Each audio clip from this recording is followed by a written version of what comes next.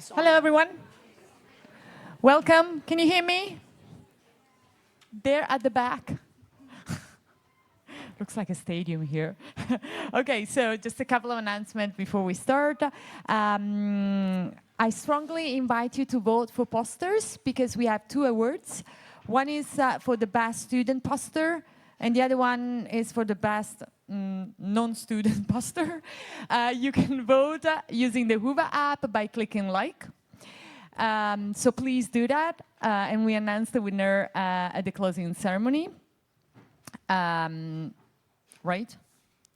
And then the second announcement is that we're going to take a group picture right after the keynote. So please stay here when he finishes. We will ask you to move back a little bit so we can take the picture there where the stairs are. And that's it. See you later. Great. Thanks, Vale. Okay, so it's a pleasure for me to introduce my colleague, Professor Pierfranca Forchini. She arrived here in 2005, having studied in other Lombardy universities, Bergamo and Pavia. And when she arrived to do the PhD, her main interest was in spoken discourse. During her PhD, she had a, should we say, life-changing experience by going to study at NAU. So it was very nice to hear Luke yesterday coming from that university. And there she studied with Douglas Biber and became an enthusiast of MDA, multidimensional analysis. And so we think she's the only person publishing in Italy on that, but we may be wrong. If there are MDA enthusiasts in the room from Italy, please come and say hi. The interest in spoken discourse has always been the dominant theme, should we say, in Pierfranca's research. During her PhD, the major point that she basically legitimized is using film discourse, movie discourse, as a proxy for authentic spoken conversation. Because through her studies with MDA, she discovered that they are practically overlappable along all those dimensions. So this is going to be part of the theme today. I'm happy to introduce you to this audience. As you know, there's only one of us really who has been an active member of Eurocall so far. So it's very interesting for us to exchange views and introduce, shall we say, the research from corpus linguistics to this particular audience.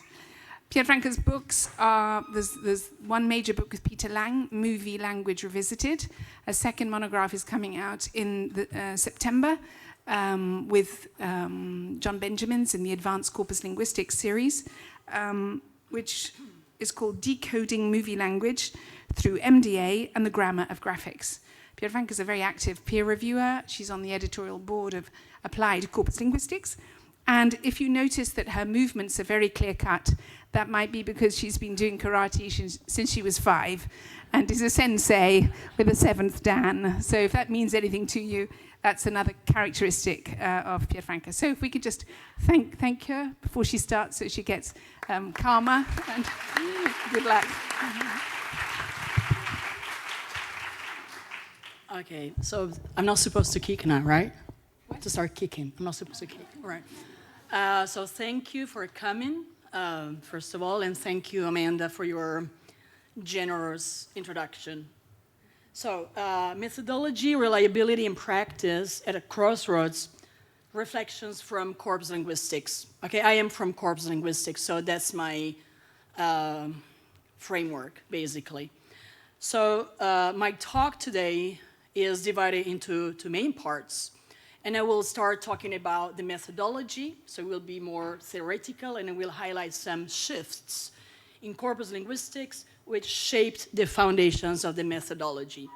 I will say something about the problem or importance of reliability, and I will point out some issues about corpus linguistics being a cross-disciplinary methodology.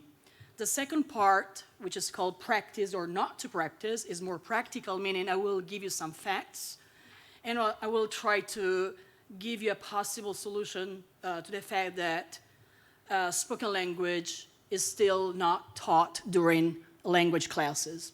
Okay, so my aim is threefold. First of all, I like to review past work. I will be very, very brief. To face current challenges. Second, I like to clarify some terminology to avoid cross-disciplinary misunderstandings. And finally, I like to address persistent problems to make headway in methodology, reliability, and practice. So let's get started with the first bit, shifts and the importance of the problem of reliability. Looking back at corpus linguistics, I see 5 major changes in terms of methodology. First, we moved from prescription to description. Then we moved from manual to computerized analysis. Then something happened to the size and accessibility of data, and then we started having infinite amount of data and even more infinite amount of data and accessibility. So these 4 or 5 changes, I think, were brought about the fact that we started having pre-electronic corpora, then electronic corpora, then the web as a corpus, and now we have AI. So let's look at the first change. So pre-electronic corpora were basically studies which took the Bible or literary studies like Shakespeare's work as main reference points. Lexicography, I'm not illustrating all the details because probably everybody knows about this and I don't want to bore you. And the major change which allowed us to move from prescription to description was during the 20th century with descriptive grammars and especially the survey of English usage by Quirk and others, okay? This was a huge change because from that moment on, scholars started considering real language in use. So language in context, data, and this introduced a new level of analysis, which probably wasn't that new, okay, by looking at further, going back a bit more, because it probably came from behaviorism, empiricism, American structuralism. I'm thinking about Bloomfield, for example, who in 1933, so almost 100 years ago, started talking about descriptive data and the importance of inserting spoken language when we teach a language. Also the idea of the interrelation of the various levels of language wasn't that new, and also the concept of meaning as functioning context basically came from Firth. And then it developed into lexical functional grammar, thinking about Halliday, and finally corpus linguistics. And here I'm just quoting Sinclair because if you think about Europe, he is basically the father of corpus linguistics to us. And he came up with these ideas of the collocational principles, the idiom principle, and the open choice principle. And the main idea is that we need to consider empirical, authentic data versus introspection, because we cannot trust introspection always. And words in context matter more than words in isolation. And he came out with the example of white. So if I ask you, what color is white? We probably agree that white is white. But he was saying something like, when we have white in context, like with the word wine, white wine is not white any longer. So the meaning of the word white, which is white to everybody, actually changes in context. The second methodological shift, so from manual to computerized analysis, happened in 1961, when we started having the Brown corpus, and from the moment on, we started having the Loeb corpus, which was the British counterpart of the American Brown corpus, and then others. And this was, I can come closer.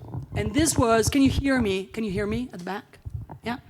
This was a huge change because we started having electronic processing, which just meant time-saving procedures, extensive storage. I mean, extensive. My first computer had 1 giga, actually, but So fast and complex analysis, replication of experimental results, and we started reusing and sharing resources, which was good enough. So this was definitely a new level of analysis. The third methodological shift was about size and accessibility. So instead of having 1 giga, we started having bigger corpora, more storage, and probably the first corpus, which was the turning point, was the Bank of English. And that was the project by John Sinclair and other colleagues. And that basically meant more data. And after that, various corpora started appearing online, and more data soon started being like also more accessible data. So these corpora are online and free, so that's it. Within this period, we also had the introduction of MDA, multidimensional analysis, by Biber. And now I'm not going to illustrate to you what it is, but the big deal was that he didn't invent MDA, but he implemented MDA by introducing it into linguistics. This comes from statistics, so it was already there, and he just had this idea of using this for linguistic analysis. So this implied even more. Can you hear the? Is it okay? I hear a weird noise. Okay, this implied even more complex analysis. And then we had a fourth shift, which implied infinite amount of data and accessibility, which all started in around the 90s when we started having the web as a corpus. I think you're old enough to be there. I remember. And there was a kind of, it was perceived as a fabulous linguists' playground, massive data there handy.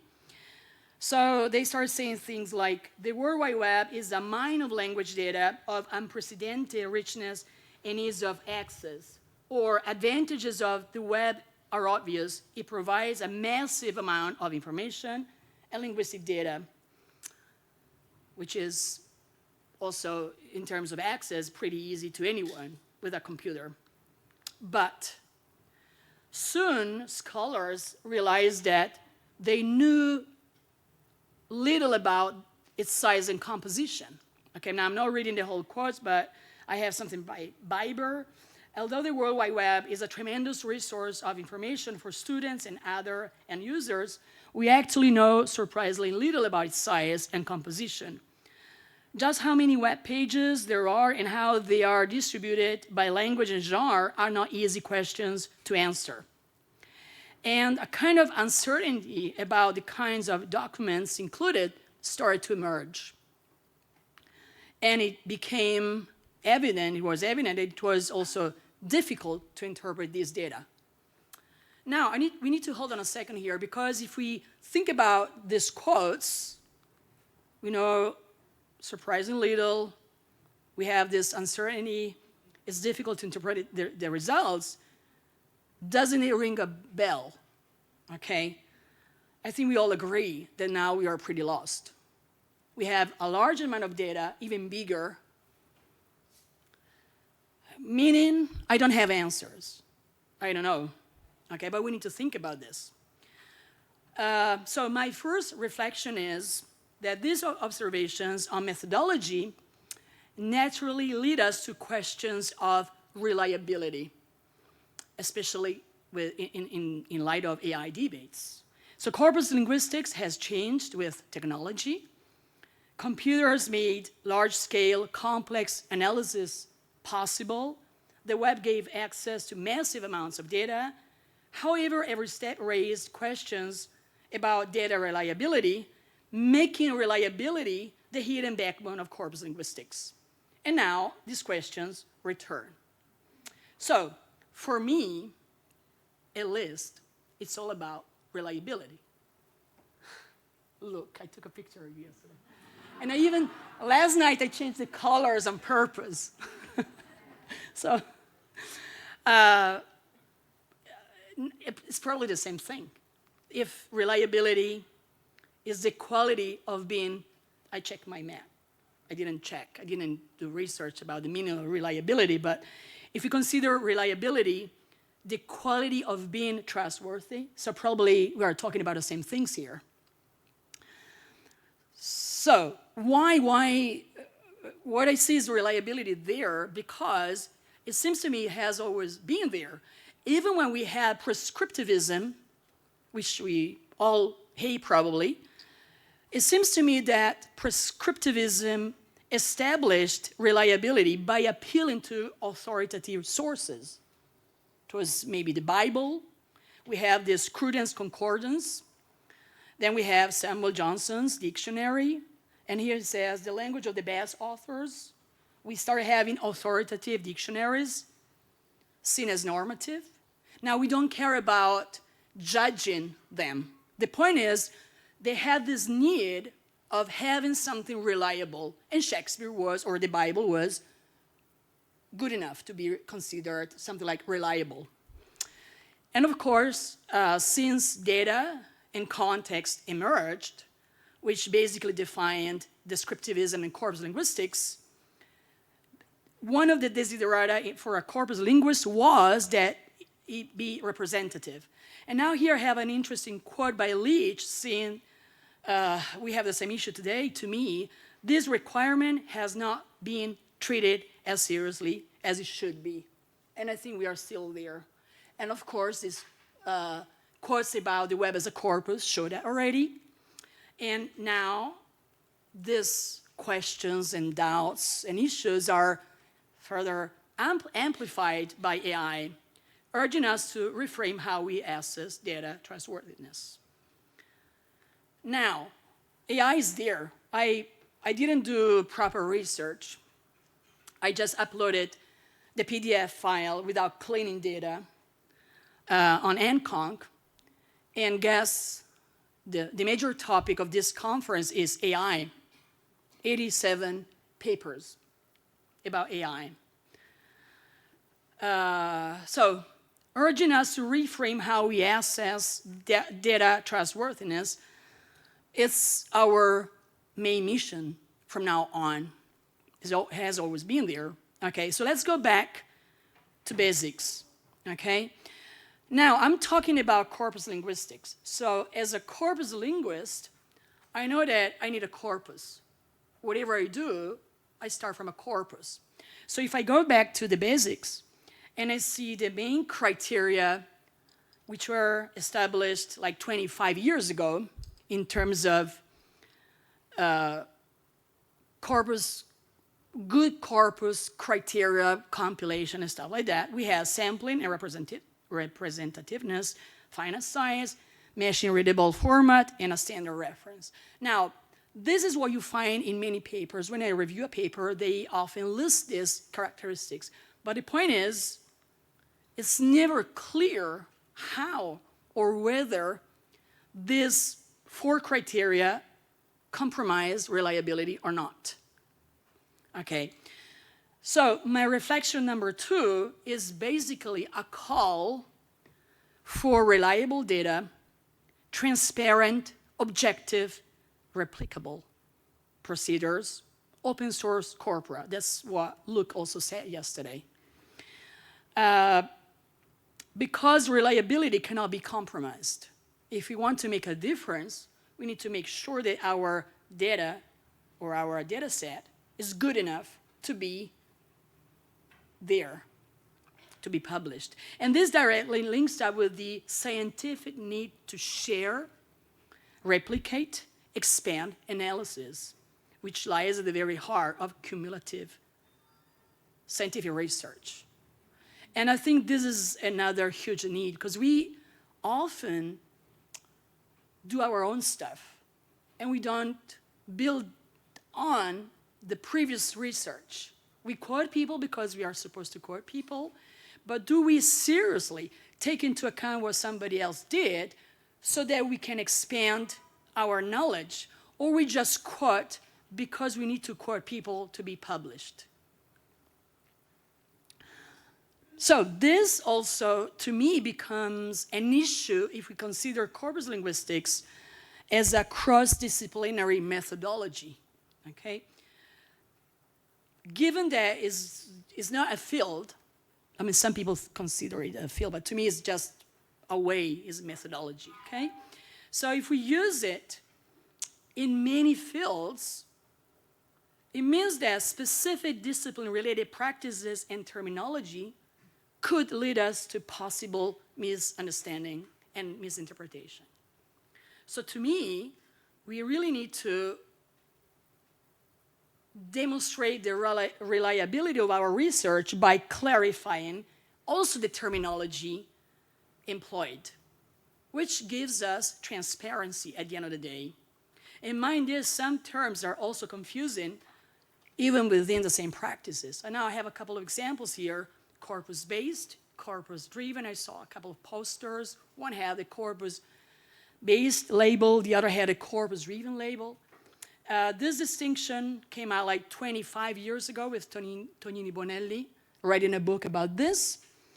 And it seemed that we all agreed about using corpus-based, meaning we have a theory and we need to check data, maybe to prepare some exercises, whereas corpus-driven meant we don't know anything about the language, we don't have a theory, we check the data, we let the text talk, and we'll come up with our own theory.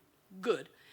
However, at a certain point, even Biber, till 2009, agreed with this corpus-driven. Well, what I noticed, checking, reviewing publications, is that many people nowadays used corpus-based, and they are not aware, or maybe they don't care, they just disagree about this distinction.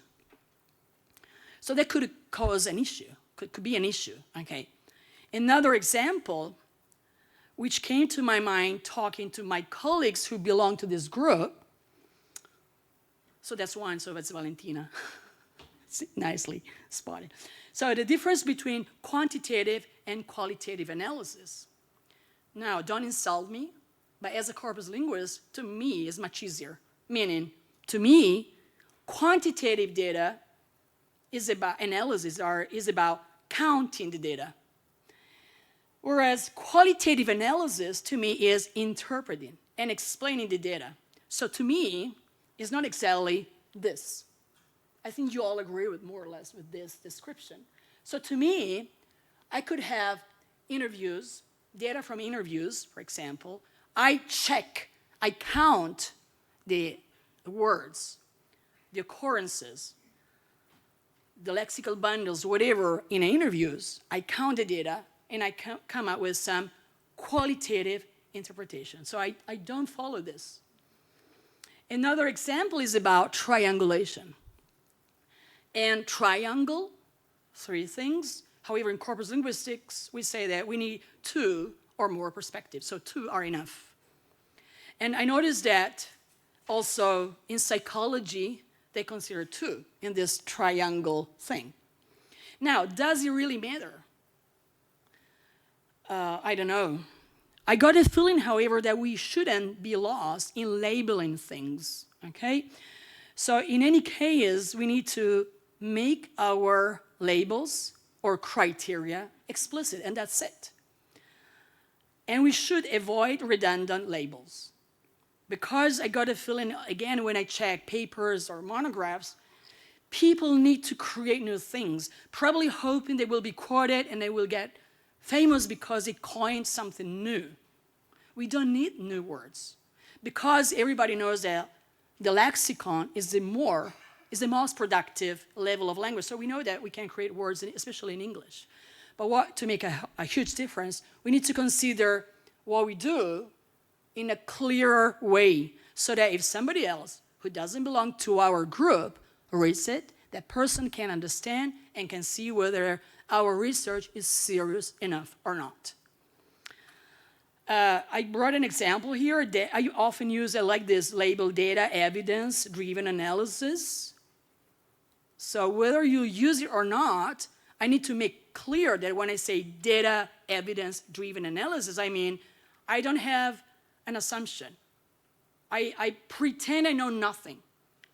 I disagree a bit about the corpus-driven definition, because if we are linguists, we do know something about language. So maybe it's not that we know nothing, it's we pretend we know nothing, we let the data talk, we have evidence, we come up with conclusions, and that's it. But however, whatever the way we use it, this idea of quality, as Luke was saying yesterday, or transparency, if we make it visible, we'll all agree. And that's a way to create research which builds on the preceding one.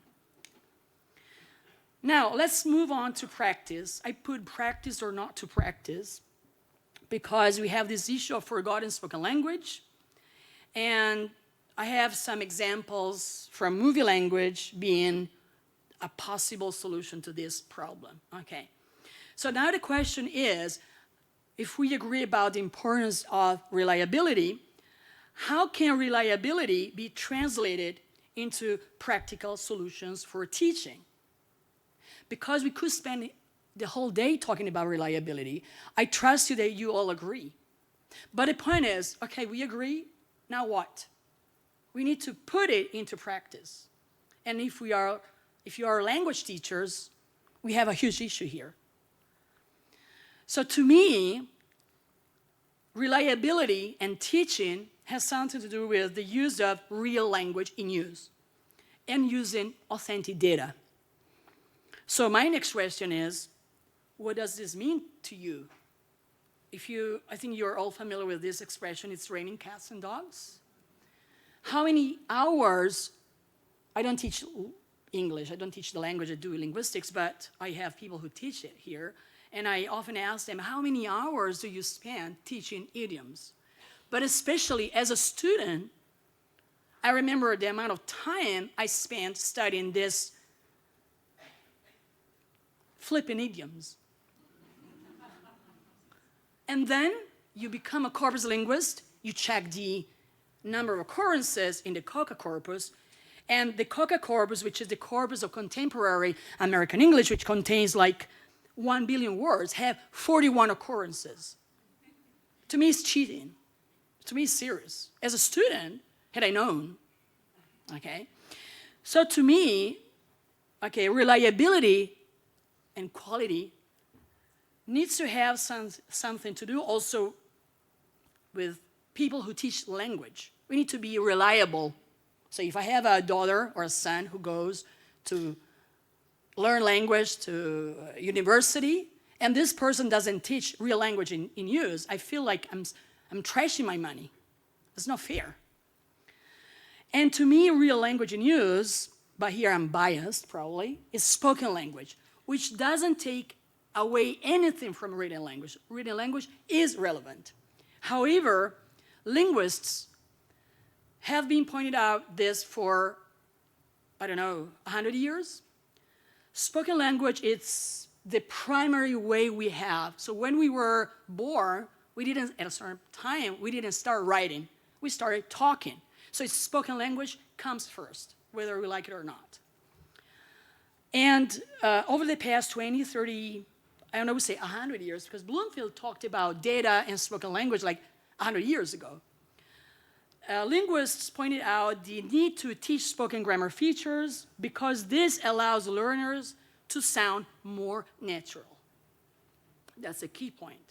However, despite this, I found this on Facebook. Kids who learned English from watching videos, movies, and playing games, and this is the poor teacher fighting this monster. Careful, but careful here is not, the monster is not this one, the monster is this one. Actually, because if linguists who are experts have been telling us we need to teach spoken language, and when you check, I don't know, I think you also, you train teachers probably, ask your teachers whether they teach spoken features. They will say no. They will say, yes, I do conversation, but that's not spoken features. And if you ask whether they include it in their classroom, they will say probably not. And which is even worse, students who probably watch movies or TV series who use these features are then punished. So they're not allowed. where punished means their marks are taken away if they use expressions like you know and I mean when they talk, which is crazy. So the question is, why do we basically care about reading language? Well, because that's probably our tradition. So the Western tradition has always been about reading grammar. Then let's face it, it's difficult to collect spoken material. It's difficult to code, observe, and codify. Now we have privacy issues, so we cannot record people without asking them. But from the moment you ask somebody, can I record you, that person will be biased somehow. And talking about tradition, checking our PDF file, we have 29 papers which explicitly talk about writing, and 6 which talk about reading something, and 4 which talk about spoken language, and 4 which talk about oral language. So you see, and this is called language learning. So where is spoken language in this conference? So whether we like it or not, even if we don't want to introduce spoken language primary importance remains there. And the risk is that our EFL students are not there ready. That's something very old I found on Facebook, which I found, when I saw that, I said, okay, hold on a second. I'm awfully sorry at the terrible state of my English abilities. As for the English language, it's not my mother tongue. Perfect grammar. That's probably one of the best students we have. But we don't talk like that. And a native speaker was like, LOL, it okay? Which is correct. Well, it depends what correctness is. But if you want to evaluate spoken performance, this is more correct than the previous one, because we don't talk like that. So, reflection number 4 to me is, if there is an urgent need to fill this gap, we need to insert spoken language in our teaching, we need to teach real language in use. And if not available, we need to find a solution of some. So to say, well, it's difficult to collect spoken data, that's not enough. Because if we have an issue and we don't face it, this issue will be here in 100 years again, which is not fair. And talking about movie language, I highlighted here the fact of being authentic, because there are many online sources. I quoted Mark Davis's Coca corpus. On his website, he also have a movie corpus, but to me, it's not reliable. Why? Because he didn't put transcriptions, authentic transcriptions verified against dialogues, but he uploaded thousands of subtitles, which is good if you want to investigate subtitles, but if you want to study spoken language and conversation, that's not good. So we need to study, investigate, use authentic movie corpora. Now let's go back one step. Traditionally, that was when I started my PhD, Sinclair was one of those people who said, we don't use movies, they are fake, not good enough. And Gregor and Carroll, in 1978, distinguished spontaneous and non-spontaneous conversation. And of course, movie language was totally non-spontaneous because you play a part. Is the speaking of what is written, and even worse, is the speaking of what is written to be spoken as if not written, so totally fake. So as a PhD student, I wanted to fill this gap to show how right Sinclair was. So I started transcribing movies, and he was wrong. I applied MDA, multidimensional analysis, and I showed that actually the textuality, the textual level, and the linguistic features characterizing movie language are the same which characterize real language. And for real language, I initially used the Longman spoken corpus of American English. So it's quite the one of Biber et al., that grammar which is famous. Now, I'm not sure whether you're familiar with MDA, but in a nutshell, it's multidimensional, meaning we don't have 2 dimensions. We don't have 3 dimensions. We have many. Initially, it started with 7 dimensions. Then the one which really started spreading, being spread, was about 5 dimensions, and for movie language, probably 3 are enough. But the point is that if we, for example, need to evaluate our vacation, we say, let's evaluate our hotel, the cleanliness of a hotel and the food. We say it's good or not good, considering various parameters. So if the food is fresh, if we like the quality and various things, we can end up saying, okay, the food is good. MDA works the same. So instead of having like cleanliness and other things, we have features.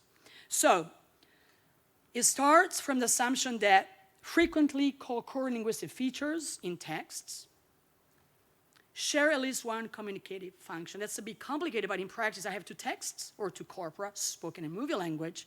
If they have features in common, it means that they share something. And then via factor analysis, the variables, so the linguistic features, have some positive or negative weight, are grouped together. And in that way, for example, if I have a text which contains first and second pronouns, private verbs rather than public verbs, discourse particles, place and time adverbs, it's probably spoken language. If it doesn't contain those features, it will necessarily contain, for example, private verbs, third person, like he and she. So we'll have a different textuality. Okay, checking these dimensions, checking these spoken features in the corpus, in the movie corpus I used, I found out that actually we have the same linguistic features and same textuality. So written to be spoken, so written, prepared, movie language, real language. So this means they have the same features, okay? So these features which are there in spoken language are there in movie language, and they are not there in written language. So my reflection is, if spoken and written linguistic features differ, spoken features should not be treated as performance mistakes. We need to teach spoken grammar in a different way, considering its features. And we have this performance phenomena, which are not mistakes. Of course, if I have a student who starts writing things like, well, I mean, in a composition, that's wrong, because that's a written language. But if they use them when they talk, that's okay. Okay, now, these are some examples of performance phenomena. So for example, when we teach spoken language, did you have lunch? Yes, I did. No, I didn't. We never use that. Check the occurrences of yes, no questions, and short answers in a corpus. What you find is yes, is yep, is yeah, which are more frequent than yes, I do, no, I don't, which is a problem if we teach the other way around. Even though grammar needs to be there. I mean, traditional written grammar has to be learned, necessarily. So, reflection number 6, if authentic movie conversation and real conversation share the same textuality and linguistic features, it means that movies can be used to teach spoken features. We show that using research, checking the textuality and linguistic features with MDA. We also tried some experiments with students, and they did learn. By using movies, they focusing on spoken features, watching movies in a very active way, they did improve their spoken competence. And also, I'm quoting, I don't remember the name of the guys, the 2 guys from Hawaii. I went to their talk yesterday, and I'm sure they are here. So we need to show real materials. We need something more engaging. I found it very boring. There was some of the comments.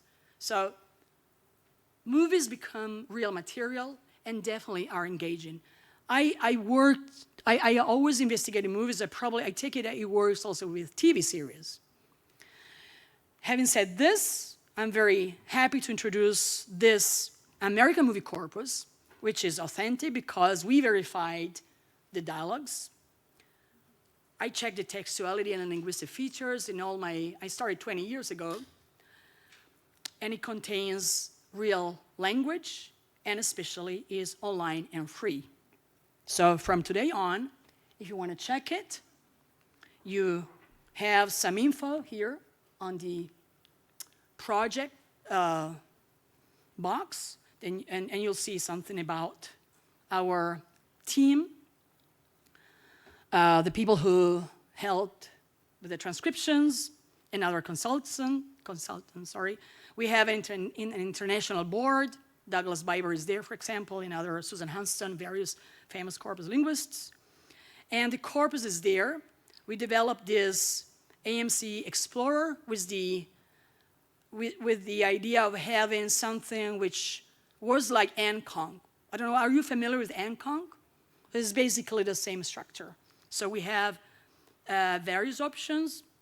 We can also investigate characters, selecting specific characters in the movies. We have word frequency, collocates, engrams or lexical bundles, whatever you call them. We have the plot function. We can have various, here for example I selected as to show you where it occurs. You can also have something like, let's compare versus I mean, and you have something different here. And you and I, to see how frequent they are, because spoken language is interactive. So you and I are more frequent than he and she, for example, in spoken language. We can expand the context. We couldn't upload a whole corpus because of copyright issues, but we can expand the previous and the following turn, so we have a little more context, and that's it. So, wrapping up, I talked about major shifts in methodology, highlighting the problem or importance of reliability, pointing out that we need to be clear when we have something in common where we belong to different disciplines. We pointed out the fact that spoken language needs to be taught, even though we're not doing that. And that authentic movie corpora could be used as a possible solution. So building on these key points, some reflections have been shared. The question of data being reliable, which is still an issue, and we need to face this. The need to have transparency. Whatever, is it labeling things? Is it compiling a corpus? Is it writing a paper? This, in practice, this concern for reliability underpins how corpora can inform teaching. Do we really inform teaching? We need to popularize our data, our papers, because they write a paper which is very, pretend it's good, somebody else reads it, but that somebody else is another linguist, is not a language teacher. And if a language teacher happens to read my paper, probably that person won't understand a thing if it's too technical. So we need to inform, we need to popularize, we need to make sure it goes into the classroom. And the AMC exemplifies how reliable and accessible corpora can bridge the gap between linguistic research and language teaching. So in conclusion, corpus linguistics, and whoever adopts this methodology, has now a dual challenge to face. First, to safeguard reliability as its explicit scientific backbone. We need to make it clear, while also translating this principle into practical solutions for teaching. It's not enough to say, we agree. What type of difference can I make from now on? If I agree, I have to show that. With authentic movie corpora offering a concrete way forward. And that's all.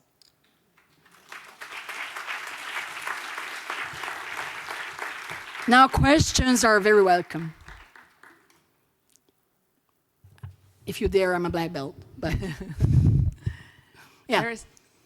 Do you need a? Do you have a? Have we got the student? No, we've got a microphone to carry around. You can follow me on Instagram while you're reading.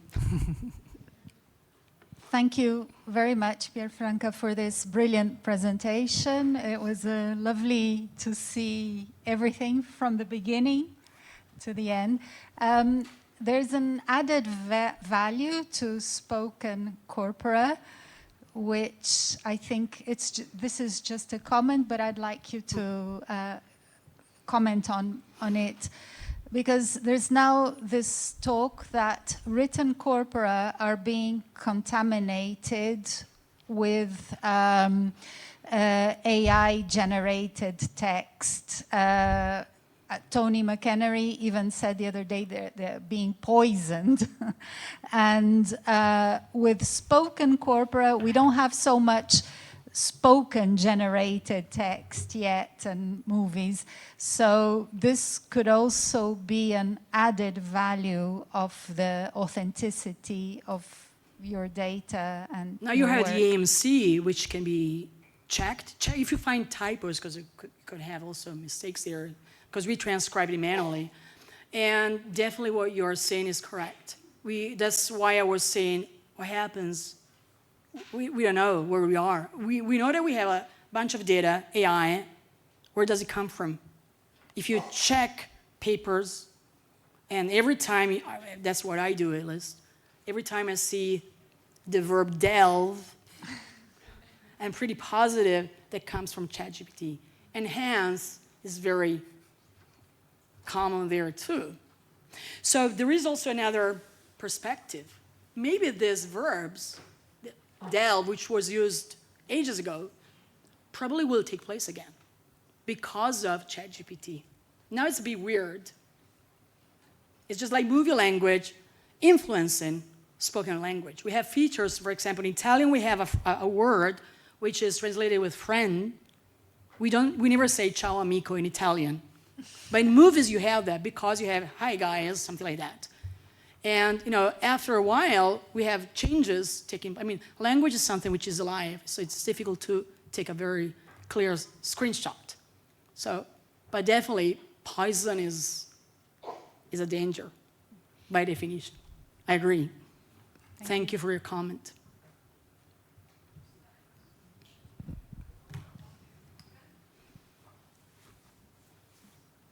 Sorry. I wonder about the gender issue. For example, in Italy, I think most of the teachers of English are women. Probably, and yeah. Clearly, the spoken English male will use many more swear words. In movie, definitely you have them. The politeness of the language is different. So I wonder how much your reliability is related to that, to this acknowledges this gender issue. Well, I start from the assumption that whatever gender I have, I need to teach real language. So I'm not teaching my own expressions. That's why it's absolutely fundamental you don't teach your own language, especially if you're not a native speaker. We have this issue, I'm sorry to say that, but let's face facts. Many Italian speakers of English don't have a high level of competence. That's already an issue apart from gender. So the point is that we need to train new teachers, let's say new students, who will become next teachers, to consider spoken features when they speak English and then if they become teachers. Because they cannot, if whatever type of language I have, probably they will enter the classroom with me necessarily. But I have to teach real language, so I start from data. I'm not teaching you my English. I'll try to teach real language, meaning it's not mine, it's native speakers' English.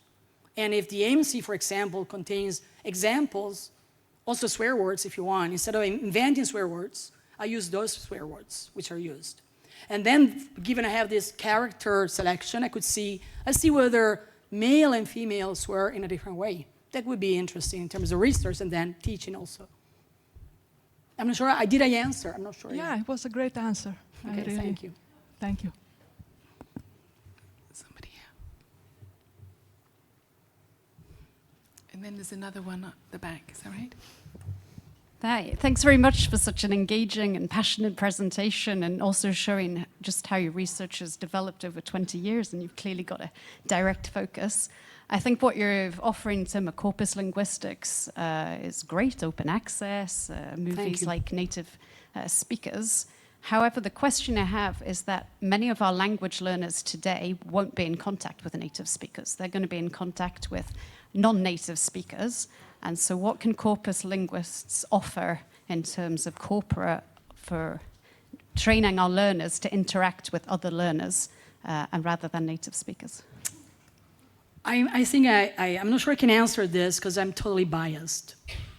Why? Because being an Italian, I have always wanted to sound like a native speaker. And I cannot, I'm sorry to say that, I mean, you may disagree, that's not data, it's me, okay? And to me, language students should aim high. And I totally agree that now we have global English, fine, whatever, but in terms of usage, I'd rather sound more, let's say, closer to a native speaker. So to me, being a native speaker still counts terribly, even though we have this issue ages ago when we have this thing about lingua franca, which I totally hated at the time. I was just a PhD student, but I had the feeling at the time that as a student, I didn't want to sound like a speaker of a lingua franca. I want to look, unless I'm an attorney, I'm a doctor, I know something else. I don't need to become an expert, I just need to communicate, so everything goes. But as a language student who needs to become an expert or a language teacher, I would suggest native speakers as you might disagree, it's fine, totally flexible, but I care about sounding more like a native speaker rather than an Italian who speaks English. Sorry to be frank. I hope I don't want to insult anybody. That's me. That's totally subjective. That's not corpora, it's me. There's one more question at the front.